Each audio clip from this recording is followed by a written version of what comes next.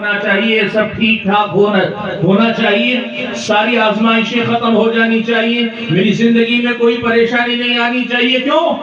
بندہ یہ سوچتا ہے کہ میں اگر غلط ہوں، میں نے گناہ کیا، میں بدعتوں میں ہوں، میں شرک میں ہوں، میں گنہگار ہوں، میں بڑے بڑے گناہوں میں مبتلا ہوں، اور اللہ میری زندگی میں پریشانیاں لا رہا ہے تو ٹھیک ہے، میں غلط ہوں، میرے ساتھ غلط ہو رہا ہے۔ لیکن اگر میں نیک ہوں، میں اگر اچھا ہوں، میں توحید پر ہوں، میں سنتوں کا پابند ہوں، میں اللہ کی عبادتوں میں خوب حصہ لینے والا، گناہوں سے بچنے والا، میں نیک انسان ہوں، تو اب میری زندگی میں سب کچھ ٹھیک ٹھاک ہونا چاہیے۔ یہ بندے کی ایک توقع ہوتی ہے، لیکن یاد رکھنا سب سے پہلی بات، اللہ چاہے میری اور آپ کی اس بندگی سے خوش ہو کر ہماری زندگی کے سارے حالات واقعتاً اچھے کر سکتا ہے۔ اللہ چاہے تو سب ٹھیک کر دے گا، ہم پریشان تھے پریشانیاں دور کر دے گا، مشکلات میں پھنسے ہوئے تھے اللہ تعالیٰ نکال لائے گا۔ اللہ نے کہا وَمَن يَتَّقِ اللَّهَ يَجْعَل لَّهُ مَخْرَجًا وَيَرْزُقْهُ مِنْ حَيْثُ لَا يَحْتَسِبُ۔ اللہ کا جو تقوی اختیار کرتا ہے، اللہ تعالیٰ ہر مشکل سے نکلنے کا راستہ اس کے لیے عطا کرتا ہے، اور اسے ایسی جگہ سے رزق دیتا ہے جہاں سے اس کا وہم و گمان بھی نہیں ہوتا۔ اللہ چاہے تو یہ کر سکتا ہے کہ ہماری بندگی، ہماری نیکی، ہمارا تقوی، ہماری طہارت، ہماری نیکی، ہمارا اور آپ کا پاک باز ہونا، اس کے بدلے میں اللہ ہمیں نواز دے، ہماری دنیا اچھی کر دے۔ اللہ چاہے تو یہ کر سکتا ہے، لیکن کیا ہمیشہ اللہ ایسے ہی کرتا ہے؟ قرآن مجید میں اللہ تعالیٰ نے بہت بڑی حقیقت بتائی کہ ایک بندہ جب بگڑنے سے سدھرنے کی طرف آتا ہے، شرک سے توحید کی طرف آتا ہے، بدعت سے سنت کی طرف آتا ہے، گناہوں سے نیکی کی طرف آتا ہے نا، تو اللہ تعالیٰ پھر بندے کی آزمائش کرتا ہے۔ ہمیشہ اللہ تعالیٰ سب کچھ فوراً ٹھیک نہیں کر دیتا، اللہ تعالیٰ بندے کو آزماتا ہے، اور یہ اللہ تعالیٰ کی آزمائش بڑی سخت ہوتی ہے، بڑی نازک ہوتی ہے، اس لیے کہ جو سچے اور پکے مومن ہوتے ہیں ایمان لانے کے بعد آنے والی آزمائش پر ثابت قدم رہتے ہیں، وہ ڈٹے رہتے ہیں، وہ کبھی پیچھے پلٹ کر نہیں جاتے، وہ یہ سمجھتے ہیں کہ اللہ پر ایمان لایا ہے، اب اگر ایمان لانے کے نتیجے میں ہمیں اور آزمایا جا رہا ہے، اور پریشانی آ رہی، ہماری مشکلات حل نہیں ہو رہی ہیں، اس کی وجہ سے ہم اس دین پہ شک نہیں کریں گے، اس دعوت پہ شک نہیں کریں گے، اس ہدایت کے راستے پہ شک نہیں کریں گے۔ ہمیں معلوم ہے اللہ کے دین ہے، ہم اس پہ عمل کریں گے، چاہے اس سے ہماری دنیا اچھی ہو کہ نہ ہو، اس سے ہماری پریشانیاں دور ہو کہ نہ ہو، ہر حال میں ہم اللہ تبارک و تعالیٰ کی عبادت کریں گے۔ یہ ایمان والوں کا طریقہ ہوتا ہے۔ ہدایت کے بعد آزمائش کا آنا یہ اللہ تعالیٰ کی سنتوں میں سے ایک سنت ہے بھائی۔ اللہ نے کہا، اللہ نے بتائی ہے یہ بات، اللہ نے کہا الف لام میم احسب الناس ان يتركوا ان يقولوا آمنا وهم لا يفتنون۔ کیا لوگوں نے یہ سمجھ رکھا ہے کہ وہ کہیں کہ ہم ایمان لے آئے تو ان کو چھوڑ دیا جائے گا اور ان کو آزمایا نہیں جائے گا؟ اگر ایسا لوگ سمجھتے ہیں تو لوگوں کا سمجھنا غلط ہے۔ کیوں؟ وَلَقَدْ فَتَنَّا الَّذِينَ مِن قَبْلِهِمْ، ہم نے ان سے پہلے والے لوگوں کو بھی آزمایا، ہم نے ان سے پہلے والے لوگوں کو بھی آزمایا۔ فَلَيَعْلَمَنَّ اللَّهُ الَّذِينَ صَدَقُوا وَلَيَعْلَمَنَّ الْكَاذِبِينَ۔ اللہ تعالیٰ سچے اور جھوٹوں کو جاننا چاہتا ہے، آزما کے دیکھنا چاہتا ہے، دنیا کے سامنے ظاہر کرنا چاہتا ہے، آپ کے اپنے سامنے آپ کے اپنے جھوٹ اور سچے کو واضح کرنا چاہتا ہے۔ آپ کہتے ہیں میں شرک سے توبہ کر کے اللہ کی توحید پہ آیا، زندگی میں آزمائشیں آئیں گی، اللہ دیکھنا چاہتا ہے کہ کیا واقعی آپ اللہ ہی کے بنے رہتے ہیں یا الٹے قدم واپس جاتے ہیں، آپ بدعتوں کو چھوڑ کر سنت کی طرف آتے ہیں، زندگی میں آزمائشیں آئیں گی۔ یہ اللہ تعالیٰ کی سنت ہے اللہ کے بندے۔ آپ کو معلوم ہے اللہ کے نبی ہجرت کر کے مدینہ تشریف لائے، اللہ کے نبی بیمار پڑ گئے، حضرت ابوبکر صدیق رضی اللہ تعالیٰ عنہ مدینہ ہجرت کر کے آئے، بیمار پڑ گئے، وہاں کی آب و ہوا راس میں آئی، صحت خراب ہو گئی حضرت ابوبکر، حضرت بلال ہجرت کر کے آئے، بیمار پڑ گئے، حضرت عامر ابن فہیرہ بیمار پڑ گئے، یہ تینوں کے تینوں بیمار تھے۔ حضرت عائشہ نے اللہ کے نبی سے کہا میں حضرت ابو بکر کی عیادت کر کے آتی ہوں۔ گئے، جا کر دیکھا تو حضرت ابو بکر بیمار ہیں اور بیماری کی شدت میں اپنے اصلی وطن مکہ کو یاد کر رہے ہیں۔ حضرت بلال کو دیکھا بیمار ہے، بخار ہے شدید قسم کا، اور اس تکلیف میں اپنے پرانے وطن کو یاد کر رہے ہیں، تکلیف میں مبتلا ہیں، لگے ہوئے ہیں۔ مکہ یاد آ رہا ہے لیکن مدینہ چھوڑ کر مکہ جا نہیں رہے۔ مکے کی یاد آ رہی ہے لیکن مدینہ چھوڑ کر مکہ جا نہیں رہے۔ کیوں؟ میں نے کہا نا مدینے کی طرف ہجرت کر کے آنا ضروری تھا، واپس لوٹ کر نہیں جا سکتے تھے، اس لیے آزمائش میں صبر کرنے ڈٹے ہوئے ہیں، لگے ہوئے ہیں۔ اللہ کے نبی صلی اللہ علیہ وسلم کے ان صحابہ کے مقابلے میں کچھ اور لوگ بھی بدو بھی ہجرت کر کے آئے، یہی صورتحال تھی۔ مدینے کا موسم ان کو بھی راس نہیں آیا، ان کی بھی صحت خراب ہو گئی۔ انہوں نے کیا کیا؟ کہا یہ دین اگر اچھا ہوتا تو ہم کبھی بیمار نہ ہوتے، یہ دین اگر اچھا ہوتا تو موسم کی یہ خرابی ہم پہ اثر انداز نہ ہوتی۔ دین چھوڑ کے مرتد ہو کر چلے گئے۔ اللہ تعالیٰ نے اسی واقعے کا تذکرہ کرتے ہوئے ہم اور آپ کو یہ سبق سکھایا کہ دیکھو ایمان لانے کے بعد آزمائش ہوگی، یہ تمہیں اپنے ذہن میں بٹھا کے رکھنا ہوگا۔ ہاں ایک بات یاد رکھو، اس آزمائش میں ثابت قدم رہ گئے، اس آزمائش میں کھڑے اترے، اس آزمائش میں آپ ڈٹے رہے، جمے رہے، اللہ سے لو لگائے رہے، اللہ سے رشتہ مضبوط رکھا نا، تو پھر یقین کرو اللہ تعالیٰ کی رحمت تمہارے پاس آئے گی، اللہ تعالیٰ آسانیاں لائے گا۔ فَإِنَّ مَعَ الْعُسْرِ يُسْرًا، اس لیے کہ تنگی کے بعد آسانی کا آنا، تنگی کے بعد آسانی کا لانا، یہ اللہ تعالیٰ کی سنت ہے، اللہ تعالیٰ لائے گا۔ بس اللہ تعالیٰ اس آسانی کو لانے سے پہلے تمہیں آزمانا چاہتا ہے۔ بھائیو، یہ سب سے پہلا سبق ہے جو آج کی اس ملاقات میں، اس مجلس میں مجھے آپ حضرات اور خواتین کے سامنے رکھنا ہے کہ دیکھو ایمان آزمائش کے ساتھ چلتا ہے۔ ایمان ہے تو آزمائش ہے۔ آپ اور میں اللہ کی عبادت کرتے ہیں، اللہ تبارک و تعالیٰ کی بندگی کرتے ہیں، ہم گناہوں سے بچتے ہیں، نیکیاں کرتے ہیں، لیکن اس کے باوجود میری اور آپ کی زندگی میں پریشانیاں ہیں۔ کس لیے ہیں؟ اللہ کو چھوڑ کر بھاگنے کے لیے نہیں، اور زیادہ اللہ تعالیٰ سے نزدیک آنے کے لیے، اور زیادہ اللہ تعالیٰ سے تعلق کو مضبوط کرنے کے لیے۔ آج آپ میں سے کتنے ایسے بھائی ہیں جو یہ کہیں گے میں نے سود چھوڑ دیا، سود چھوڑنے کے بعد سے میری زندگی میں مالی پریشانی ہے، کاروبار میں مشکلات ہیں، بہت ساری پریشانیاں۔ آپ یقین کرو یہ اللہ تعالیٰ کی آزمائش، آپ نے حرام چھوڑ کر حلال کو اپنایا، اب اللہ تعالیٰ کی آزمائش ہوگی آپ کے ساتھ۔ آپ کو جمے رہنا ہے، ڈٹے رہنا ہے، صبر کرنا ہے، آپ کو حرام کی طرف واپس لوٹ کر نہیں جانا، جمے رہیں، اللہ تعالیٰ کی مدد آئے گی اور اللہ تعالیٰ آپ کو مجھ کو کامیابی سے ہمکنار کر کے رہے گا۔ یاد رکھو بھائیو، ایمان آزمائش کے ساتھ چلتا ہے، یہ ایمان کے بعد آزمائش کا آنا یہ اللہ تعالیٰ کی سنت ہے۔ اب اس آزمائش میں ثابت قدم رہنا ایمان والوں کی علامت ہے۔ آزمائش سے گھبرا کر الٹے قدم پھر سے اللہ کی نافرمانی کی طرف چلے جانا یہ ان مرتد لوگوں کا، بے دین لوگوں کا راستہ ہے جن کے راستے سے روکنے کے لیے اللہ تعالیٰ نے یہ آیت ہم اور آپ کے سامنے اتاری کا وَمِنَ النَّاسِ مَن يَعْبُدُ اللَّهَ عَلَى حَرْفٍ، کنارے کھڑے ہو کر ابھی اسلام کو آزما رہا ہے، یہ اسلام میرے حق میں اچھا ہے کہ نہیں۔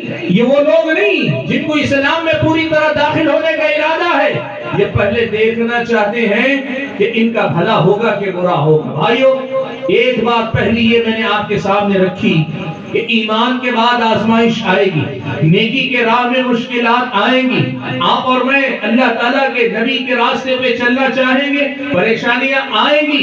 اللہ کے نبی نے خود بیان فرمایا، کہا اشد الناس بلاء الانبیاء ثم الامثل فالامثل، اللہ کے نبی نے فرمایا سب سے سخت آزمائش انبیاء علیہ السلام کی ہوتی ہے، اور پھر ان کے بعد جو انبیاء سے جتنی نزدیکی رکھتا ہے، جتنی مماثلت رکھتا ہے، جتنی مشابہت رکھتا ہے، جس کی زندگی انبیاء کی زندگی سے قریب تر قریب ہوتی ہے، اتنی ہی زیادہ اس دنیا کے اندر اس کی آزمائش ہوتی ہے۔ اس لیے بھائیو، آزمائش کو فرار کا راستہ نہیں، اللہ تعالیٰ کی طرف پلٹ کر آنے کا راستہ بنا لو۔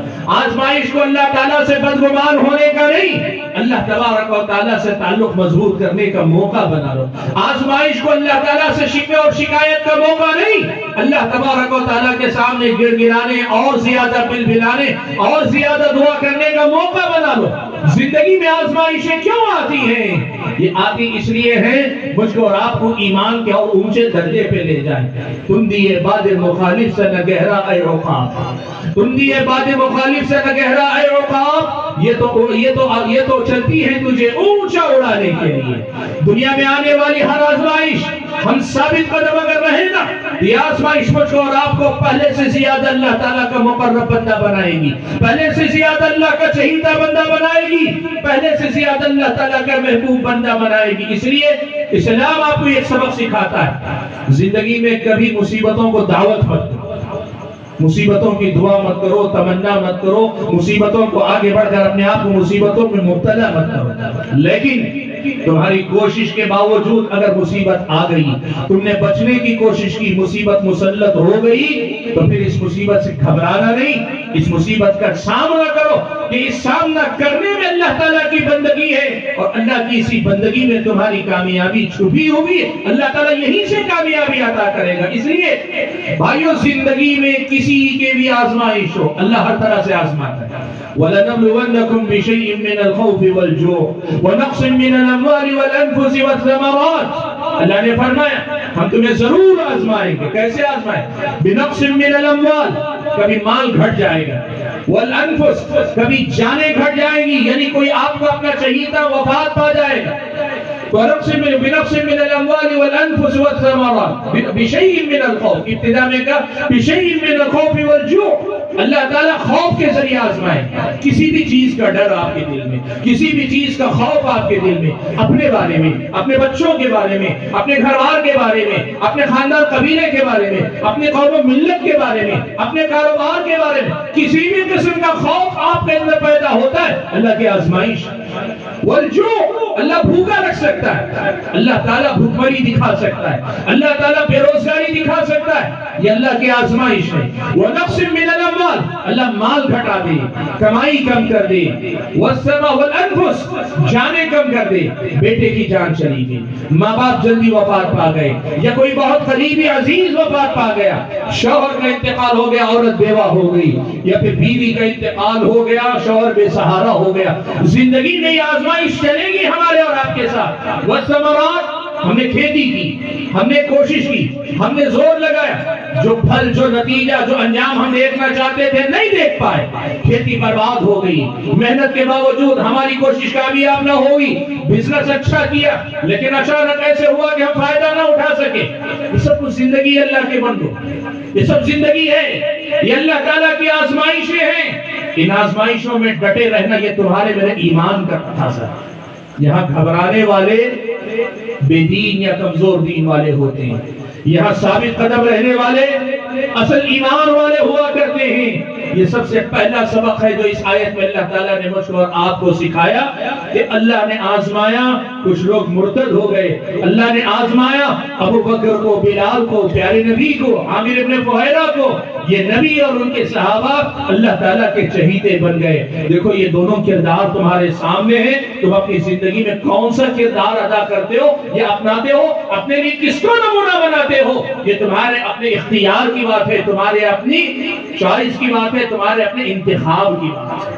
بھائیو، اس آیت سے دوسرا جو سبق و پیغام میں آپ کے سامنے دینا چاہتا ہوں، وہ پیغام بھی بڑا اہم ہے. اور وہ پیغام کیا ہے؟ دیکھو بھائیو، ہم اور آپ یہ بات ایمان کے درجے میں مانتے ہیں کہ اللہ تبارک و تعالیٰ نے جو دین ہم اور آپ کو دیا یہ سب سے اچھا دین ہے. ہم مانتے ہیں یہ بات. میں آپ سے پوچھوں کہ اسلام سب سے اچھا دین نہیں؟ ہم سب کہیں گے کہ ہاں اسلام سب سے اچھا دین ہے. اللہ نے فرمایا ان هذا القرآن يهدي للتي هي اقوم، بلا شبہ یہ کتاب، یہ قرآن اس راستے کی طرف رہنمائی کرتا ہے جو سب سے سیدھا راستہ ہے. اللہ نزل احسن الحدیث، اللہ تعالیٰ نے احسن الحدیث سب سے اچھی بات اتاری ہے. اور اللہ نے کہا فَبِأَيِّ حَدِيثٍ بَعْدَهُ يُؤْمِنُونَ، اس بات کے بعد، اس اچھی بات کے بعد آخر کس بات پہ یہ لوگ ایمان لائیں گے؟ بات اگر زبانی پوچھی جائے، آپ سے میں پوچھوں کہ آپ یہ مانتے ہیں کہ اسلام سب سے اچھا دین ہے؟ آپ کہیں گے کہ ہاں سب سے اچھا دین. اس کا مطلب یہ ہوا جب ہم یہ مانتے ہیں کہ اسلام سب سے اچھا دین ہے تو پھر اس کا یہ مطلب ہوا ہم مانتے ہیں عبادتیں جو اسلام میں بتائی گئی وہی سب سے اچھی ہیں، اس سے اچھی کوئی عبادت نہیں ہو سکتی۔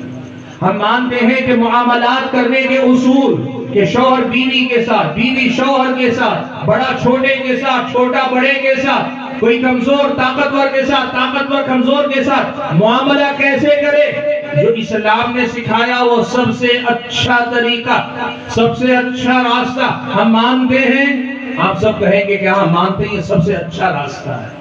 آپ سے اگر پوچھیں تجارت اور لین دین کے جو اصول ہیں اسلام نے جو سکھائے، کیا یہ سب سے اچھے اصول نہیں ہیں؟ آپ یقیناً کہیں گے کہ ہاں یہ سب سے اچھے اصول ہیں۔ لیکن بھائیو، یہ جو اقرار زبانی ہے، یہ جو اقرار جو دل میں بھی ہم مانتے ہیں تبھی زبان سے کہہ بھی رہے ہیں، اگر یہی ماننا میرا اور آپ کا ہے کہ اسلام سب سے اچھا ہے، اسلامی تعلیمات سب سے اچھے ہیں، زندگی کے ہر شعبے سے متعلق اسلام کا پیغام، اسلامی تعلیمات سب سے اچھی، سب سے زیادہ صحیح رہنمائی کرنے والے ہیں، تو پھر سوال یہ ہے کہ پریکٹیکل زندگی میں، روزمرہ کی زندگی میں، اپنے معمولات زندگی میں ہم اور آپ اس اسلام پہ عمل کیوں نہیں کرتے ہیں؟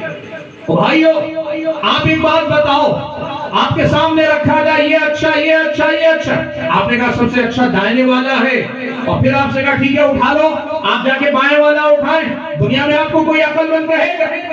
کوئی آپ کو عقل مند مانے گا؟ کوئی نہیں مانتا، کہے گا جب کہتے ہو سب سے اچھا یہی ہے اسی کو اٹھاؤ، اس کی طرف کیوں آ رہے ہو؟ لیکن ہماری زندگی کی سچائی کیا ہے؟ دل سے مانتے ہیں، زبان سے اقرار کرتے ہیں اسلام سب سے اچھا ہے، لیکن زندگی جینے کا رنگ ڈھنگ، ہمارے اور آپ کے معمولات کا طرز، ہمارے اور آپ کے کام کاج، ہمارے اور آپ کا سلوک، ہمارے اور آپ کے ایک دوسرے کے ساتھ ہونے والے معاملات، ان سب میں ہم اسلام کو ایک طرف چھوڑ کر کسی اور طرف ہی دیکھ کر زندگی گزارتے ہیں۔ بازار میں جاؤ، بازار میں جاؤ، آدمی سے کہا جائے اسلامی شریعت کے اصولوں کے مطابق تجارت کرو، آدمی کہتا ہے اسلام کے مطابق تجارت کروں گا، مارکیٹ میں بات نہیں چلے گی، مجھے مارکیٹ کے اصولوں پہ چلنا پڑے گا۔ آدمی مارکیٹ کے اصولوں پہ عمل کرتا ہے، اسلام کے اصولوں پہ نہیں۔ اور گھریلو زندگی کی بات کرو، خاندان قبیلے کے، کہتا ہے میرے اپنے آبا و اجداد کی روایت ہے، ہمارے قبیلے میں ایسا ہی ہوتا ہے، ہماری برادری میں ایسے ہی ہوتا ہے، میرے خاندان میں ایسے ہی ہوتا ہے، ہمارا طریقہ یہی ہے۔ اللہ کے بندو، اللہ کا طریقہ کہاں گیا؟ نہیں، لوگ خاندانی اصولوں پر ہی چلتے ہیں۔ اور شخصی زندگی کی بات کرو، اپنی ذاتی زندگی کی، پرسنل لائف کی بات کرو، شخصی زندگی کی بات کرو، آدمی اللہ کے دین کو ایک طرف چھوڑ کر اپنی پسند ناپسند کے پیچھے چلتا ہے۔ بھلا بتاؤ صحیح، جب ایمان اور یقین کے درجے میں یہ مانتے ہیں، شخصی زندگی ہو، گھریلو زندگی ہو، بازار ہو، دنیا کا کوئی بھی مسئلہ ہو، دین اسلام کی تعلیم سب سے اچھی تعلیم ہے، دین اسلام کی ہدایات سب سے اچھی ہدایات ہیں، دین کے سکھائے ہوئے اصول اور ضابطے سب سے اچھے اصول اور ضابطے ہیں، پھر عمل کیوں نہیں کر پاتے؟ بھائیو، اس کے پیچھے کچھ وجوہات ہیں۔ آج میں آپ کے سامنے انہی وجوہات کا تذکرہ کرنا چاہتا ہوں جو اس آیت کریمہ کا دوسرا اہم پیغام۔ اللہ نے کہا وَمِنَ النَّاسِ مَن يَعْبُدُ اللَّهَ عَلَى حَرْفٍ، کچھ لوگ ایسے ہیں جو دین پر کنارے رہ کر عمل کرنا چاہتے ہیں۔ کیا مطلب ہے اس کا؟ بھائیو، اس کا ایک مطلب یہ بھی ہے کہ لوگ سلیکٹیو ہوتے، چوزی ہوتے، یعنی آدمی اپنی مرضی، اپنی پسند سے دین کا ایک حصہ لے لیتا ہے، باقی سارے حصے کو چھوڑ دیتا ہے۔ مثال کے طور پر ایک آدمی، نماز کی بات کرو، بڑا نمازی ہے، بڑا روزدار ہے، بہت سب کچھ ہے، گھر بار کے اصول و ضابطے اسلام سے کوئی لینا دینا نہیں، گھر میں اسلام نہیں۔ ایک آدمی گھر میں پردے کا پابند ہے، وہ اولاد کی تربیت اچھی کر رہا ہے، سب کچھ، تجارت نہیں، تجارت میں وہ پورا مسلمان نہیں، تجارت کے اپنے اصول ہیں۔ یہ ہمارے اور آپ کے سماج کی بہت بڑی سچائی ہے کہ ہم میں کی اکثریت ایسی ہے جو اسلام کو پسند کرتی ہے لیکن اسلام کو اپناتی نہیں ہے، اسلامی تعلیمات کو سب سے اچھا مانتی ہے لیکن اس پر عمل پیرا نہیں ہوتی ہے۔ بھائی، اس کے پیچھے وجہ کیا ہے؟ اس کے پیچھے اصل میں کچھ غفلتیں ہیں اور کچھ غلط فہمیاں، کچھ غفلتیں ہیں، کچھ غلط فہمیاں ہیں جو کہیں نہ کہیں ہم اور آپ اپنے دماغ میں مانے بیٹھے یا کہیں نہ کہیں ہم وہ غفلت کے مارے ہیں جس کے نتیجے میں اسلام کو اچھا ماننے کے باوجود ہم اپنی زندگی میں اپنا نہیں پاتے. وہ کیا غفلتیں؟ قرآن و سنت میں ہم اور آپ کو ان غفلتوں کی طرف متوجہ کیا گیا. ہمیں بتایا گیا کہ ایسی غفلتیں کہاں سے پیدا ہوتی ہے اور آدمی کیسے ایسی غفلتوں کا شکار ہوتا ہے. کتاب و سنت میں مجھ کو اور آپ کو بتایا گیا ہے. آئیے میں آپ کے سامنے انہی میں سے کچھ باتیں رکھتا ہوں. سب سے پہلی بات ایک بات یاد رکھو بھائیو، دیکھو ہم اور آپ جو فیصلہ لیتے ہیں اسلام پہ عمل کرنے نہ کرنے کا، وہ اپنی ثوابدید، اپنی پسند اور اپنی مرضی سے لیتے ہیں. ہمیں جو پسند آتا ہے وہ لیتے ہیں. صحیح ہم اسلام کو سمجھتے ہیں لیکن پسند ہمیں اپنی بات آتی ہے، ہم اپنی پسند کو لیتے ہیں. اپنی رائے، اپنی سمجھ، اپنی پسند، اپنا خیال اور اپنے علم کے مطابق فیصلہ کرتے ہیں.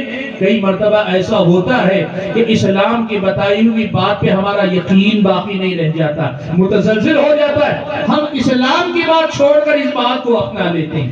قرآن مجید میں اللہ تعالیٰ نے یہ بات بڑے اچھے انداز میں سمجھائی. اللہ نے فرمایا کتب علیکم القتال وهو کرہ لکم وعسى أن تكرهوا شيئا وهو خير لكم وعسى أن تحبوا شيئا وهو شر لكم والله يعلم وأنتم لا تعلمون. اللہ نے کہا دیکھو تمہارا معاملہ یہ ہے کہ ایک چیز تم پسند کرتے ہو حالانکہ وہ تمہارے حق میں نہ نقصان دے، اور ایسا بھی ہو سکتا ہے کہ چیز کو تم پسند کرو حالانکہ وہ تمہارے حق میں بری ہے. ایسا کیوں ہوتا ہے؟ آدمی کے حق میں چیز اچھی ہے پھر بھی وہ ناپسند کرتا ہے، یا آدمی کے حق میں ایک چیز بری ہے پھر بھی اسے پسند کرتا ہے. ایسا کیوں کرتا ہے؟ اللہ نے کہا واللہ یعلم وانتم لا تعلمون.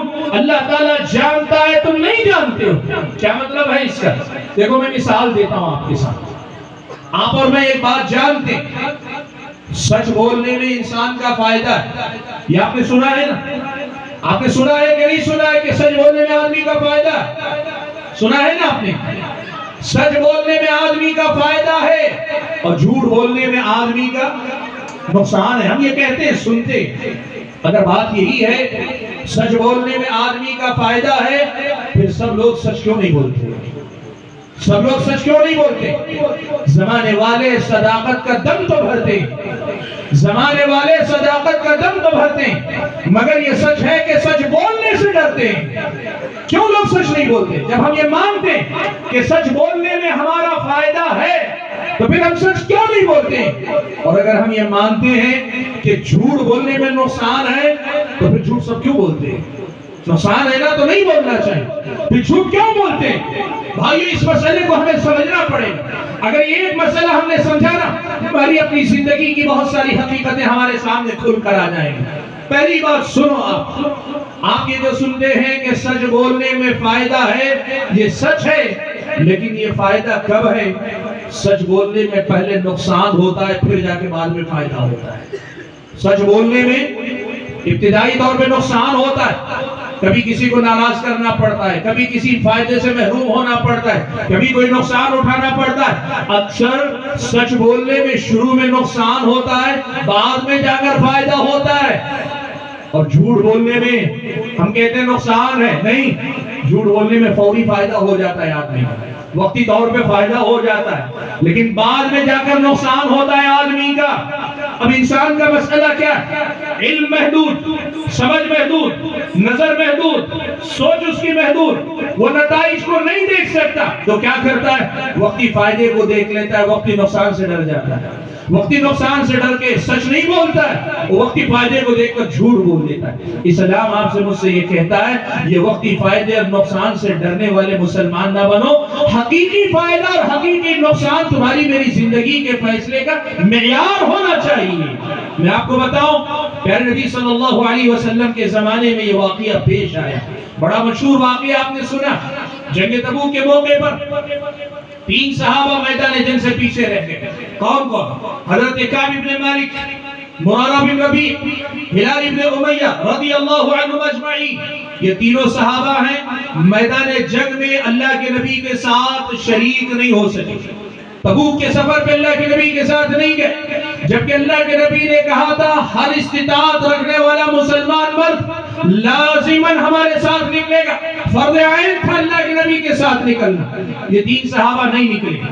3 صحابہ ہیں سچے صحابی مومن، اور ان کے ساتھ ساتھ منافقوں کی بھی ایک بڑی تعداد تھی جو مدینے سے نہیں نکلی. بعض صحابہ نے ان کی تعداد 80 تک لکھی، بعض روایتوں میں 80 تک بتائی گئی منافقین کی. اللہ کے نبی جنگ سے واپس لوٹ کر آئے. جب اللہ کے نبی جنگ سے لوٹ کر آئے نا، واپس آنے کے بعد اللہ کے نبی صلی اللہ علیہ وسلم نے جیسے ہی مدینے میں داخل ہوئے، منافقین ایک ایک کرتے آتے گئے، جھوٹے بہانے کرتے گئے، جھوٹ بولتے گئے.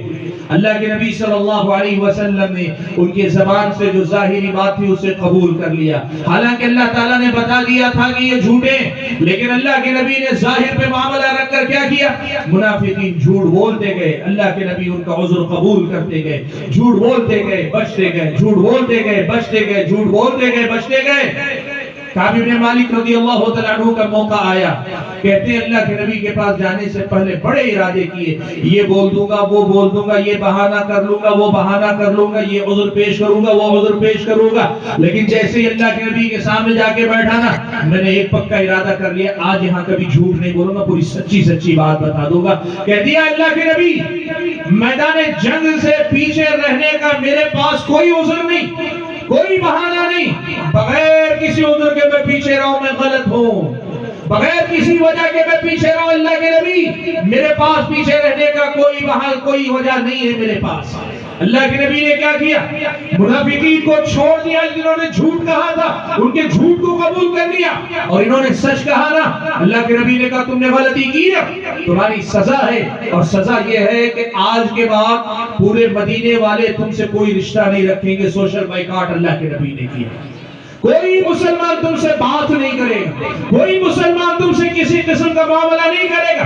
تم شہر میں رہو گے اجنبی بن کر رہو گے، در و دیوار سے بھی تمہارا کوئی رشتہ باقی نہیں رہے گا. آپ کو معلوم ہے حضرت کعب بن مالک رضی اللہ تعالیٰ عنہ کو کتنی تکلیفیں اٹھانی پڑی. حضرت کعب بن مالک کہتے ہیں لوگ سارے مجھے دیکھتے رخ پھیر لیتے، لوگ مجھ سے بات نہیں کرتے، میں مسجد نبوی میں آتا سلام کرتا اللہ کے نبی کو تو غور سے دیکھتا کہ اللہ کے نبی کے ہونٹ ہلے کہ نہیں، میرے سلام کا جواب دیا کہ نہیں. اور اللہ کے نبی کا معاملہ یہ ہوتا، میں جب اللہ کے نبی کی طرف دیکھتا تو اللہ کے نبی رخ چہرہ پھرائے رہتے، اور جب میں نماز کے لیے کھڑا ہو جاتا تو اللہ کے نبی مجھے تاکتے رہتے. بھائیوں، محبت کرنے والوں کی دنیا میں اعراض کا یہ انداز کتنا قاتل ہوتا ہے، کتنا زہریلا ہوتا ہے، آپ کو اندازہ نہیں. اللہ کے نبی کی یہ بے رخی حضرت کعب بن مالک کے لیے ناقابل برداشت ہے. تنگ آ گئے، پریشان ہو گئے.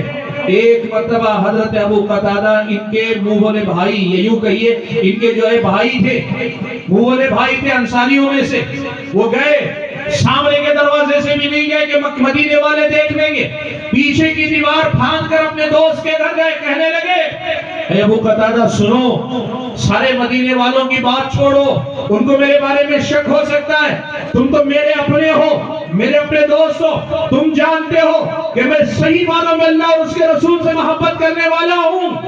آپ کو معلوم ہے صحابہ کتنے سچے مومن تھے. حضرت ابو قتادہ نے کوئی جواب نہیں دیا. کعب بن مالک نے جب بار بار یہی اصرار کیا نا تو حضرت ابو قتادہ نے کہا اللہ و رسولہ اعلم، تمہارا معاملہ اللہ اور اس کا رسول بہتر جانتے ہیں، میں کچھ نہیں کہوں گا. آپ جانتے ہیں اپنے دوست کی سگے قریبی نزدیکی رازدار، ان کے اپنا قریبی دوست اس بے رخی سے بات کرتا ہے، تھوڑا پھوٹتے ہیں مت نکل آتے ہیں باہر. کہتے ہیں کئی مرتبہ ایسے ہوا کہ اب جا کر میں کہہ دوں اللہ کے نبی وہ میں نے کہا تھا وہ جھوٹ تھا، اور جھوٹا بہانہ کر کے کہوں یہ سچ تھا، لیکن اس کے باوجود ڈٹے رہے. قرآن مجید کے الفاظ میں اللہ تعالیٰ نے ایک بات یہ بھی، اللہ کے نبی نے پھر یہ حکم بھی دیا 40 دن تک یہ معاملہ، ان کو پتا نہیں کتنے دن چلے گا. 40 دن گزر گئے. ان کے ساتھ دوسرے اور دو صحابی کعب ہلال ابن امیہ مرارہ بن نبی، یہ دونوں ذرا عمر دراز تھے، وہ اپنے گھر کے ہو کر رہ گئے، گھر سے باہر نہیں نکل رہے تھے. حضرت کعب بن مالک کہتے ہیں 40 دن کے بعد اللہ کے نبی نے حکم دیا اب تمہاری بیویاں بھی تمہارے گھر میں نہیں رہے گی، بیویوں کو بھی ان کے گھروں کو بھیج دو. اب کوئی نہیں. آپ سوچ سکتے ہیں آپ کو قید تنہائی میں رکھ دیا جائے جہاں کوئی آپ سے بات کرنے والا نہ ہو، 1 سے 2 دن کے اندر پاگل ہو جائیں گے آپ. اور اس سے زیادہ تکلیف ہوتی ہے کہ بستی کے بیچوں بیچ رہیں، لوگوں کے بیچ رہیں، کوئی انسان آپ سے بات نہ کرے، کوئی آپ کی طرف نہ دیکھے. اس عذاب، اس تکلیف، اس سختی، اس سزا کی شدت کا اندازہ آپ اگر کرنا چاہیں تو دیکھیں، آپ کو پتہ چلے گا جب آپ کا اپنا کوئی ایک ناراض ہو جائے، سب راضی ہے، کوئی ایک ناراض رہتا ہے، دنیا اجڑ جاتی ہے اللہ کے بندوں۔ سوچو سارا کا سارا مدینہ رخ پھیرے ہوئے، تکلیف اٹھائی۔ قرآن کے الفاظ میں اللہ نے کہا زمین تھی بڑی کشادہ لیکن ان 3 لوگوں پہ بڑی سخت تنگ ہو گئی تھی، اور ادھر مدینے کے اندر جو منافقین ہیں مست ہیں، بے فکر ہیں، گھومتے پھرتے اٹھتے بیٹھتے، کوئی تکلیف نہیں، کوئی پریشانی نہیں۔ کیا ہوا؟ سچ بول کر نقصان اٹھایا کہ نہیں اٹھایا؟ سچ بول کر حضرت کعب بن مالک اور ان کے ساتھیوں نے نقصان اٹھایا کہ نہیں اٹھایا نقصان؟ اور جھوٹ بول کے منافق فائدے میں رہے کہ نہیں رہے؟ فائدے میں رہے۔ لیکن کیا یہی مسئلہ یہیں پہ ختم ہو گیا؟ نہیں، 50 دن گزرے، اور 50 دن گزرنے کے بعد اللہ تعالیٰ نے قرآن مجید کی آیت اتاری، اور آیت اتار کر یہ کہا یہ 3 سچے تھے، اللہ نے ان 3 لوگوں کی توبہ قبول کر لی، یہ 3 لوگ سچے تھے، ان کی توبہ اللہ نے منظور کر لی۔ اہل علم نے لکھا توبہ قبول کر لیے جانے کے ان الفاظ کا سیدھا مطلب یہ تھا کہ اللہ نے ان تینوں کے جنتی ہونے کی بشارت دی، ان تینوں کے جنتی ہونے کی خوشخبری دی۔ اللہ نے بتایا یہ تینوں کے تینوں اب اللہ تعالیٰ کے پسندیدہ بندوں میں آ گئے، اور ان کے علاوہ بقیہ وہ 80 کے 80 منافق وہ رہتی دنیا تک رسوا ہو گئے، اور اللہ نے قرآن آیتیں بنا کر ان کو قرآن میں اتار دیا رہتی دنیا تک۔ جب بندہ سورہ توبہ کی تلاوت کرتا ہے نا، ان آیتوں پر سے گزرتا ہے وَعَلَى الثَّلَاثَةِ الَّذِينَ خُلِّفُوا، جن کو اللہ نے میدان جنگ سے پیچھے رکھ دیا تھا نا، ان 3 لوگوں کی بھی اللہ تعالیٰ نے توبہ قبول کر لی۔ ان آیتوں کو بندہ پڑھتا ہے، سوچو اب انجام کے اعتبار سے سچ بولنے والے فائدے میں رہے کہ نہیں رہے، جھوٹ بولنے والے نقصان میں گئے کہ نہیں گئے؟ بھائیو دیکھو ساری زندگی کا فلسفہ بس اتنا ہے، ہم بے دین کیوں ہیں؟ جس دین کو مانتے ہیں سب سے اچھا ہے، اپناتے کیوں نہیں؟ وقتی فائدے کو دیکھ کر ڈگمگا جاتے ہیں، وقتی نقصان کو دیکھ کر گھبرا جاتے ہیں۔ یہ مت کرو، یہ فائدہ یہ نقصان وقتی ہے، یہ دنیا ساری بھی کما لو تو وقتی ہے، سب چھوٹ جائے گا، سب یہی رہ جائے گا، سب چھوڑ کر یہاں سے جانا ہے۔ اس لیے یہ جو بات آیت سے سمجھ میں آ رہی ہے اس کو سمجھو۔ پیغام میرے اور آپ کے لیے یہاں یہ ہے کہ یاد رکھنا زندگی میں جب اپنی نظر سے اپنا نظریہ طے کرو گے، اپنی رائے سے فیصلے لو گے، تمہاری نظر محدود، تمہارا علم محدود، تمہاری سمجھ محدود، تم دنیا کے ذہین ترین بھی انسان ہوئے نا، تو اللہ تعالیٰ کی حکمتوں بھری شریعت کے مقابلے میں تم بونے ہو، چھوٹے ہو، بچے ہو۔ اس لیے اپنی عقل کے پیچھے جا کر اپنی سمجھ بوجھ سے فیصلہ مت کرنا۔ فیصلہ کیا کرو؟ وہ کرو جو اللہ نے کیا۔ فیصلہ کون سا اپناؤ؟ جو رسول اللہ نے کیا۔ کتاب و سنت کی تعلیمات میں جن باتوں کا تذکرہ ملتا ہے نا، ان کو اپنی زندگی میں لاگو کرو، اپنے مزاج سے نہیں۔ میری زندگی کے مسائل میں اپنی پسند ناپسند سے نہیں، اللہ کی پسند اور ناپسند سے طے کروں گا۔ میرے خاندان کے جو بھی مسائل ہوں گے، میاں بیوی کے جھگڑے، بھائی بھائی کے جھگڑے، جائیداد کے جھگڑے، آپس میں ناراضگی ناچاکی کے مسائل، اپنے آپ کو بڑا چھوٹا ماننے منوانے کے مسائل، جب کبھی جھگڑا ہوگا، ناچاکی ہوگی، ناراضگی ہوگی نا، ہم اپنے خاندان کے اصولوں پہ نہیں جائیں گے، معلوم کریں گے کہ کتاب و سنت میں یہاں ہمیں کیا سکھایا گیا ہے، اور کتاب و سنت کی تعلیمات کو اپنائیں گے۔ تجارت میں مارکیٹ کے اصول اپنی جگہ رہیں گے، اسلامی شریعت کے اصولوں پہ تجارت کرو، اسلامی شریعت کے اصولوں پہ معاملات کرو، اسلامی شریعت کے اصولوں پہ لین دین کرو، اسلامی شریعت کے اصولوں پہ اپنی ساری چیزیں طے کرو۔ یقین مانو نقصان اگر ہوگا بھی تو وقتی ہوگا، لیکن جب فائدہ آئے گا وہ نقصان بھلا دے گا۔ نقصان اگر ہوگا وقتی ہوگا، جب فائدہ ہوگا نا، سارے نقصان کے مقابلے میں اس فائدے کی خوشی اتنی بڑی ہوگی کہ اس خوشی میں آپ یہ سارا غم بھول جائیں گے۔ حضرت کعب بن مالک سے کوئی پوچھے جس دن یہ آیت انہوں نے سنی وَعَلَى الثَّلَاثَةِ الَّذِينَ خُلِّفُوا، کہ اللہ نے ان تینوں کی بھی توبہ قبول کر لی جن کو اللہ تعالیٰ نے میدان جنگ سے پیچھے چھوڑ دیا تھا، اس دن ان کی خوشی کا معاملہ کیا تھا، منظر کیا تھا معلوم ہے آپ کو؟ انہوں نے اللہ تعالیٰ کے لیے فوراً سجدہ کیا، اٹھ کر اللہ کے نبی کے پاس ہے، سب سے پہلے اپنا لباس جو پہنا ہوا تھا، قیمتی لباس خوشخبری لانے والے کو پہنا دیا۔ اللہ کے نبی کے پاس آ کر کہنے لگے اللہ کے نبی آج میری ایسی خوشی کا دن ہے، میں یہ چاہتا ہوں کہ میرا سارا مال، میں ساری دنیا اپنی اللہ کے راہ میں دے دوں۔ सब अल्लाह के राह में दे देना चाहता हूँ। अल्लाह के नबी ने उनसे कहा कि ऐसा मत करो, अल्लाह के राह में भी दो, अपने अपने घर वालों के लिए भी कुछ रखो। अल्लाह के नबी ने नसीहत की। लेकिन आप पूछो, वो जब 50 दिन की तकलीफ थी और एक लम्हे में मिलने वाली जो खुशखबरी थी, इनमें दोनों में क्या बड़ा था, क्या जरूरी था? काब इब्न मालिक से पूछो तो बताएंगे, ऐसे 50 दिन 50 और बार झेल लूंगा, लेकिन ये खुशखबरी हाथ से जाने नहीं दूंगा। ये है मेरी और आपकी जिंदगी का इम्तिहान अल्लाह के बंदे। मसला ये है कि हम मानते इस्लाम सबसे अच्छा दीन, हम मानते इस्लाम सबसे अच्छा अल्लाह ताला का रास्ता, लेकिन अपनाते क्यों नहीं?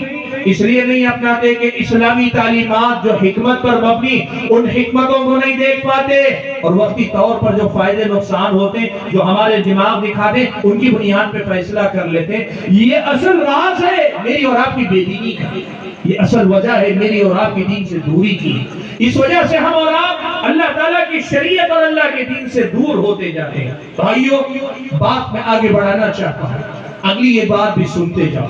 देखो, एक मसला याद रखो, अल्लाह तबारक व तआला ने हमारे और आपके सामने हलाल और हराम के पैमाने रखे। सारी जिंदगी यही तो लड़ाई है मेरी और आपकी। हलाल चीजों को या अल्लाह ने जिन चीजों को फर्ज करार दिया या करने का हुक्म दिया, सुन्नत करार दिया, ये करने से पीछे रह जाते, यही कोताही हमसे होती है। या अल्लाह ताला ने हम और आपको कुछ चीजों से मना किया, हराम करार दिया, नाजायज करार दिया, इन चीजों से रुकने के मामले में हम और आप नाकाम होते हैं।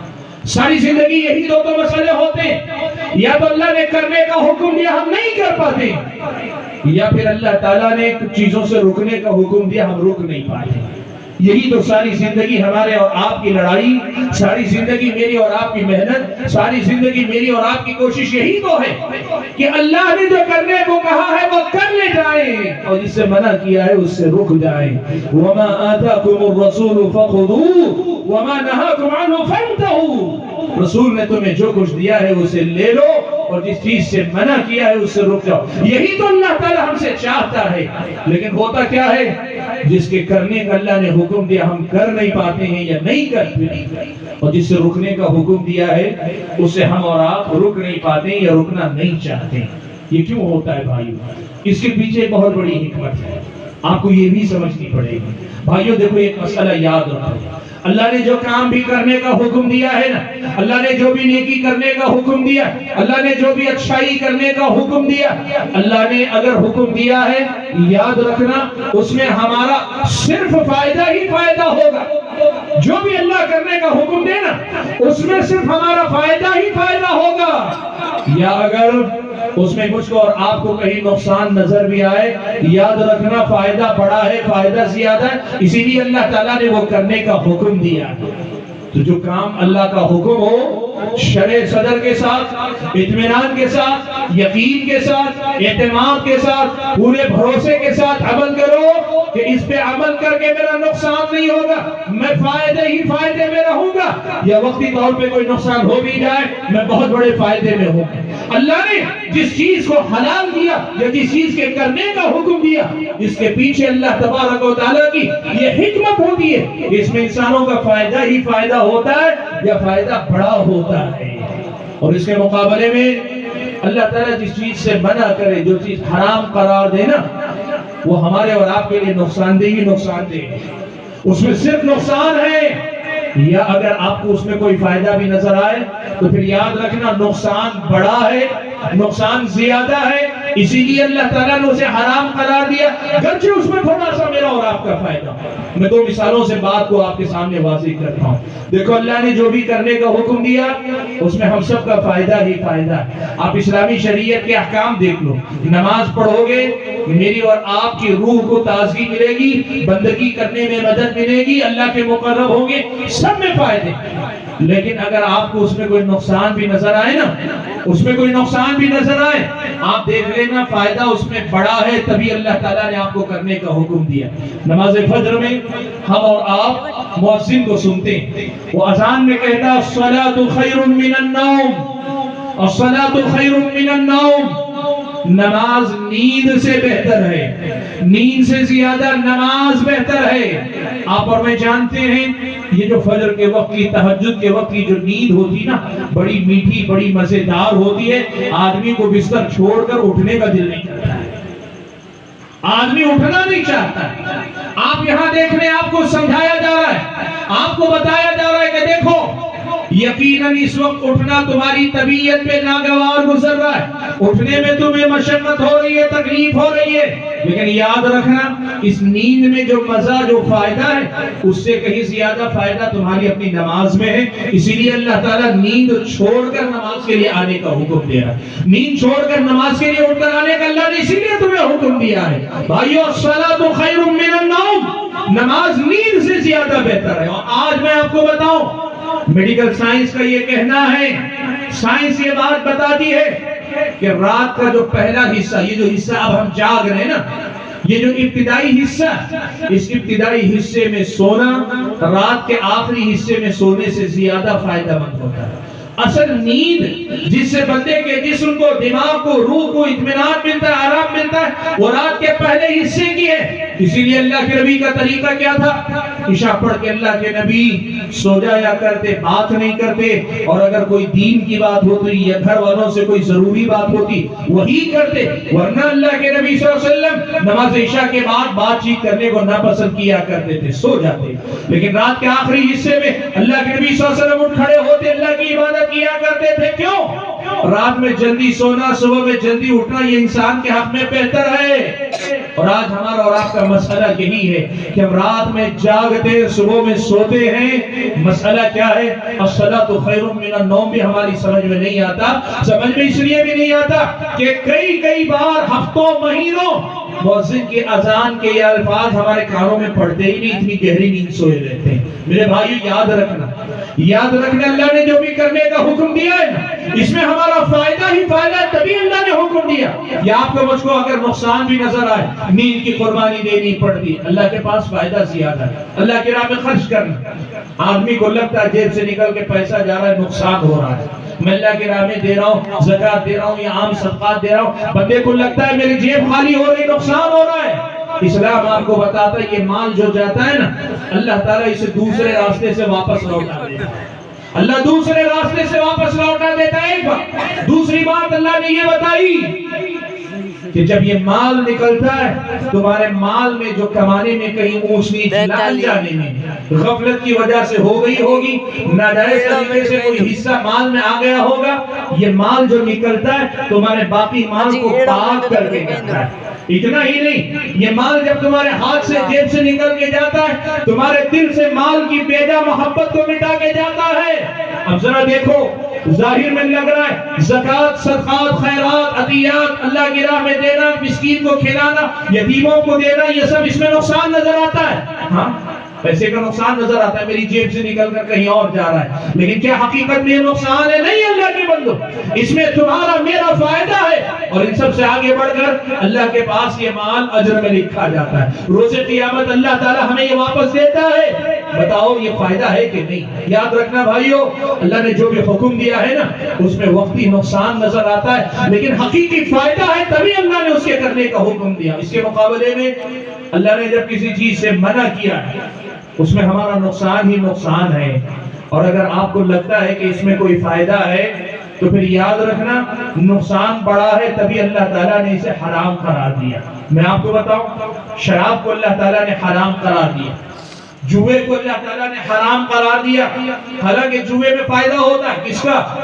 10 آدمی اگر جوئے پہ پیسہ سٹا لگاتے 7-10 آدمیوں میں سے ایک کا فائدہ ہوتا ہے لاٹری نکلتی ہے نا 12 آدمی مثال کے طور پر لاٹری پہ پیسہ لگاتے ہیں 10-10 روپیہ 20 روپیہ لاٹری چلانے والے کا فائدہ اور 10 روپیہ 10 لوگوں میں سے یا 12 لوگوں میں سے کسی ایک کے نام جس کے نام لاٹری نکل گئی 100 روپیہ کا اسے فائدہ ہو جاتا ہے آدمی کہتا ہے اچھا ہے نا گیا تو 10 روپیہ آیا تو 100 روپیہ کم سے کم ایک آدمی کا تو فائدہ ہو رہا ہے اسلامی شریعت آپ کو بتاتی ہے کہ ہاں ایک آدمی کا فائدہ ہو رہا ہے لیکن 9 لوگوں کا نقصان ہو رہا ہے اور اسلام کی نظر میں 9 لوگوں کے نقصان کا مسئلہ ایک آدمی کے فائدے سے بڑا ہے اس لیے یاد رکھنا شراب کے بارے میں بھی کہا قرآن میں اللہ نے دونوں کا تذکرہ کیا یسألونک عن الخمر والمیسر اللہ کے نبی یہ لوگ اگر آپ سے شراب اور جوئے قل فیہما اسم کبیر ومنافع للناس، اللہ کے نبی آپ کہیے ان دونوں کے اندر بہت بڑا گناہ ہے، ومنافع للناس، لوگوں کی منفعت بھی ہے، لوگوں کا فائدہ بھی ہے۔ یہ دیکھو قرآن میں اللہ بتا رہا ہے شراب میں بھی کچھ فائدہ لوگوں کا ہے، جوئے میں بھی کچھ فائدہ لوگوں کا ہے، لیکن کیا کہا اللہ نے؟ وَإِثْمُهُمَا أَكْبَرُ مِن نَفْعِهِمَا، لیکن یاد رکھنا ان کے فائدے کے مقابلے میں ان کا گناہ بڑا ہے، ان کے فائدے کے مقابلے میں ان کا گناہ بڑا ہے۔ بات وہی ہے کہ جمعے میں ایک آدمی کا فائدہ ہو سکتا ہے، لیکن 9 لوگوں کا نقصان کر کے ایک یا 2 لوگ فائدہ اٹھائیں، اسلامی شریعت کی نظر میں ایسا سٹہ، ایسا جوا سماج کے لیے نقصان دہ ہے۔ اور اگر یہ دروازہ کھلا رکھا گیا نا، بھولے بھالے لوگوں کا پیسہ لٹتا جائے گا، یہاں تک کہ مال کچھ مخصوص لوگوں کے ہاتھ میں آ جائے گا، عام آبادی کے پاس سے مال نکل جائے گا۔ جوا ایک آدمی کو بظاہر کامیاب کرتا ہے، لیکن آپ کو معلوم ہے اس جوے کی لت اگر لگ جاتی ہے آدمی ناکارہ ہو جاتا ہے، آدمی محنت کرنے والا نہیں رہ جاتا، آدمی محنت سے جی چرانے لگتا ہے، خوابوں کی دنیا میں جینے والا لگتا ہے۔ وہ اسی امید پر کہ کل جیتوں گا آج ہارتا ہے، پھر کل جیتوں گا آج ہارتا ہے، پھر کل آتا ہے، وہ اگلے دن کی امید میں پھر ہارتا ہے۔ زندگی میں 100 بار ہار کے ایک بار جیتتا ہے، آدمی 100 بار کے ہار بھول جاتا ہے، ایک بار کی جیت کے لذت کو یاد رکھتا ہے۔ اسلام کہتا ہے ایک بار جیتنا کمال نہیں، 100 بار ہارنا یہ سماج کے لیے نقصان دہ سوچ ہے۔ اسی لیے بھائیو جمعے کو اللہ نے حرام قرار دیا۔ اور شراب کی بات لوگ کہتے ہیں، بتاتے ہیں، آپ کو معلوم ہے لوگ کہتے ہیں جو مزدور ہوتے ہیں دن بھر جسمانی محنت کر کے تھکے ماندے آتے ہیں، اور ان کی تھکان کو اتارنے کے لیے شراب کے 2-4 اگر لے لگ گئے نا، 2-4 پیک لگ گئے، وہ مست ہو کے سو جاتا ہے، مدہوش ہو کے سو جاتا ہے، صبح اٹھنے تک اسے اپنی تکلیف کا احساس نہیں ہوتا۔ یہ تو شراب کا فائدہ ہوا۔ اور لوگ کہتے ہیں سردی جن علاقوں میں شدید پڑتی، خاص طور پہ جہاں برفباری ہوتی ہے، وہاں شراب کے 2-4 گھونٹ آدمی کے جسم میں گرمی لے آتے ہیں، موسم کی سختی کو برداشت کرنے کا مادہ پیدا ہوتا ہے۔ فائدہ گنا رہے ہیں لوگ شراب کی۔ اللہ کے بندو، اللہ کہتا ہے وَمَنَافِعُ لِلنَّاسِ، ہاں ایسے کچھ فائدے ہو سکتے ہیں، لیکن شراب کا معاملہ کیا ہے معلوم ہے آپ کو؟ شراب ایک ایسی خطرناک بلا ہے کہ انسان کو انسان نہیں رہنے دیتی۔ عرب کے زمانے میں، زمانے جاہلیت میں ایک بدو تھا، ہریے والا آدمی، اسے کسی نے پوچھا تم شراب کیوں نہیں پیتے؟ شراب نہیں پیتا تھا، جبکہ عرب میں شراب عام تھی۔ کسی نے ایک بدو سے پوچھا تم کیوں نہیں پیتے؟ اس نے سادہ الفاظ میں سمجھا دیا، کہا لا اشرب ما یشرب عقلی، جو چیز میری عقل کو پی جائے میں ایسی چیز نہیں پینا چاہتا۔ شرابی کا شراب نوشی اس کی عقل کو مات دے دیتی ہے، اس کی عقل پہ پردہ پڑ جاتا ہے۔ اور آپ جانتے ہیں شرابی جب نشے میں دھت ہوتا ہے نا، ماں باپ کا، ماں بہن کا فرق بھول جاتا ہے، بیوی اور بہن کا فرق بھول جاتا ہے، وہ بے حیائی پر بھی آتا ہے۔ آپ نے دیکھا بھی ہوگا نشے میں دھت ہوتا ہے، گندی نالی کے کنارے بھی پڑا رہتا ہے، نشے میں دھت ہوتا ہے، پتہ نہیں کتنوں کا قتل کر دیتا ہے۔ اسی لیے شراب کو ام الخبائث کہا گیا۔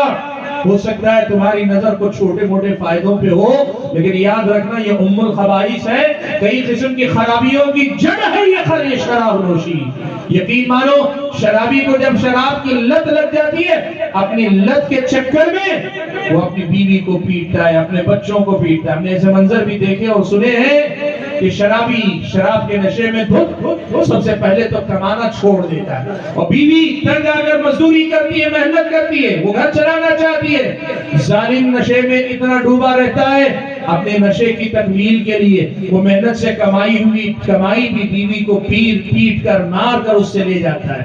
کئی بار ایسا بھی ہوتا ہے وہ پیسہ جو بیوی نے محنت سے کمایا تھا کہ اپنے بچوں کی روزی روٹی کا انتظام کر سکے، یہ باپ جو نشے میں دھت ہے، جس کے ذمے بچوں کی روزی روٹی ہے، وہ ان کی روزی روٹی کا انتظام نہیں کر سکتا، لیکن پھر بھی اس بیوی کی کمائی کو لے جا کے اپنی لت کو پورا کرنا چاہتا ہے۔ شراب ام الخبائث اللہ کے بندو، اسی لیے اللہ نے اسے حرام قرار دیا، وَإِثْمُهُمَا أَكْبَرُ مِن نَفْعِهِمَا۔ بھائیو بتانا کیا چاہتا ہوں، اللہ جس چیز کو حرام قرار دینا اسے میں نقصان ہی نقصان ہے، یہ نقصان زیادہ ہے، اس لیے کبھی اس کے فائدے کو دیکھ کے اس کی طرف مت جانا۔ آج سود، بینکوں کا سود، یا پھر یہ کہ کسی بڑے پیماندار ساہوکار کا سود لے کر جینے والے مسلمانوں، تمہاری میری زندگی میں ایک بات ہمیں یاد رکھنی پڑے گی، سود سے جو بظاہر فائدہ ہوتا نظر آتا ہے، وقتی طور پہ ہمارے اور آپ کے کام نکلتے نظر آتے ہیں نا، یہ وقتی فائدہ ہے جو ہمیں دھوکہ دے رہا ہے، اس کا نقصان اس سے کہیں زیادہ بڑا ہے۔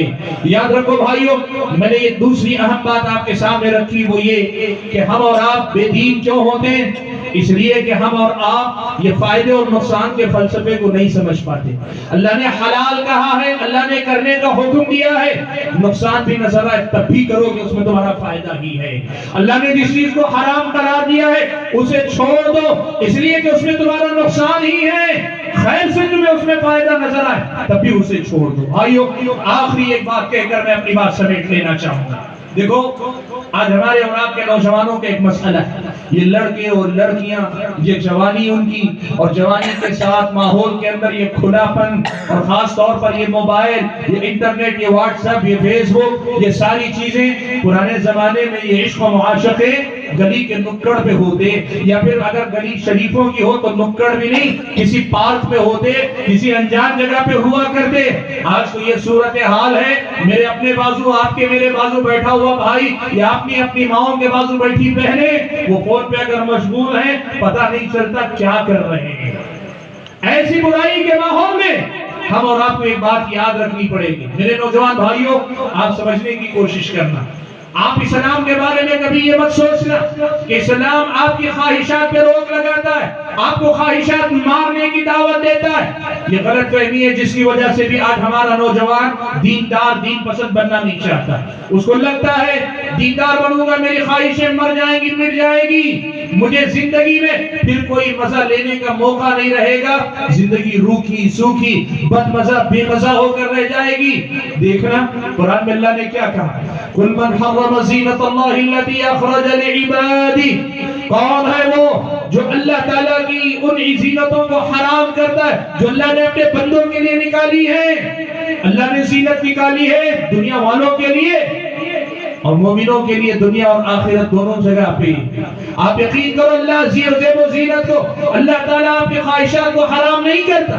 آپ کو معلوم ہے حضرت عثمان ابن مظعون رضی اللہ تعالیٰ عنہ، اللہ کے نبی کے دودھ شریف بھائی ہیں، وہ اللہ کے نبی کے پاس آئے، کہنے لگے اللہ کے نبی، میں شادی بیاہ کے جھنجھٹ سے چھٹکارا پانے کے لیے اپنے آپ کو عورتوں کے قابل رہنے نہیں دینا چاہتا ہوں۔ صحابہ نے جو حدیث میں الفاظ استعمال کیے، کہا اگر اللہ کے نبی حضرت عثمان ابن مظعون کے مطالبے کو منظور کر لیتے، ہم اپنی خسی کر لیتے، یہی لفظ انہوں نے کہا، یعنی اپنی خواہشات کو مٹا لیتے، ختم کر لیتے کہ ہمارے اندر عورتوں کے لیے خواہش ہی نہ رہے، ہم اس قابل ہی نہ رہے۔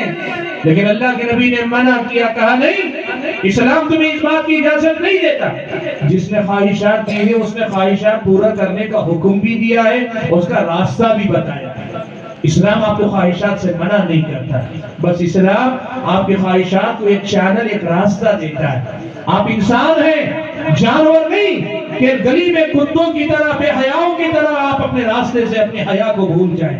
آپ انسان ہیں، اپنی حیا کے دائرے میں اپنی ضرورت کو پورا کریں، اپنی حیا کے دائرے میں آپ اپنے مسائل کو حل کریں۔ اسلام آپ کی اپنے خواہشات کو چینلائز کرنے کی بات کرتا ہے، اور دوسری طرف اسلام آپ سے یہ چاہتا ہے کہ آپ اپنے خواہشات پوری کریں وہاں تک جہاں تک آپ انسانیت کے دائرے میں رہیں۔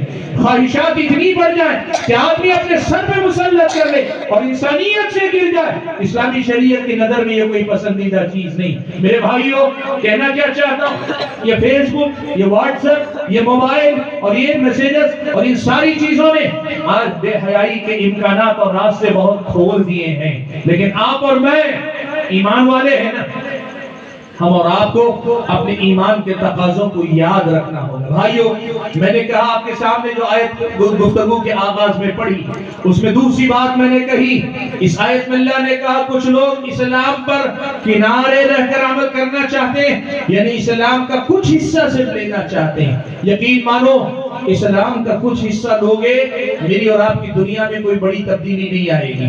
اگر اسلام پورا پورا اپنائیں گے نا, اس اسلام میں یہ صلاحیت ہے کہ یہ ہماری ساری دنیا کو سدھار سکتا ہے, ہماری زندگی کو بدل سکتا ہے. سکون والی زندگی, اطمینان والی زندگی, خیر والی زندگی, برکت والی زندگی, اللہ کی رحمتوں والی زندگی, اس دنیا کے اندر انعامات سے مالا مال زندگی, ظاہر سے زیادہ باطنی طور پر معمور اور آباد زندگی, ہر طرح کے خیر سے بھری ہوئی زندگی اللہ تعالیٰ دے گا اگر اسلام کی تمام تعلیمات کو ہم اپنی زندگی میں لائیں گے. ورنہ کیا ہوگا, اسلام سے رشتہ تو ہوگا لیکن اسلام کی پوری برکتیں ہم اور آپ دنیا میں نہیں دیکھ پائیں گے, ہماری زندگیوں میں اسلام کا خیر ہمیں نظر نہیں آئے گا. حاضرین گرامی, آج کی اس ملاقات میں مجھے جو باتیں آپ حضرات اور خواتین کے سامنے کہنی تھی وہ یہی کچھ منتخب باتیں ہیں. دو ہی باتیں میں نے حقیقت میں ساری گفتگو میں کہی. پہلی بات, زندگی میں ایمان والے جب بنو گے آزمائشیں آئیں گی, گھبراؤ نہیں, جمے رہو گے تو اللہ تعالیٰ کے مقرب بندے بن جاؤ گے. اور دوسری بات, دین پر عمل کرنا ہے, کنارے رہ کر تھوڑا سا اپنی پسند سے اتنا سا نہ کرو, اسلام پر پورے یقین کے ساتھ عمل کرو کہ اس کے ہر حکم میں میری بھلائی ہے. اللہ نے جو بھی کرنے کو کہا اس میں ہمارا اور سماج کا بھلا ہے, اور جس چیز کو بھی اللہ نے حرام کرا دیا اس سے رکنے میں ہم سب کا بھلا ہے. یہی سوچ کر اس دین پر عمل کرو. یہی پیغام میں آپ حضرات اور خواتین کو دیتے ہوئے اپنی گفتگو کو ختم کرتا ہوں, اور اللہ تعالیٰ سے دعا کرتا ہوں کہ اللہ تعالیٰ مجھے آپ سبھی حضرات اور خواتین کو جو باتیں کہی سنی گئی کہنے اور سننے سے زیادہ ان باتوں پہ عمل پیرا ہونے کی توفیق عطا فرمائے. آمین. حضرات گرامی, مجھے بڑے دور دراز کے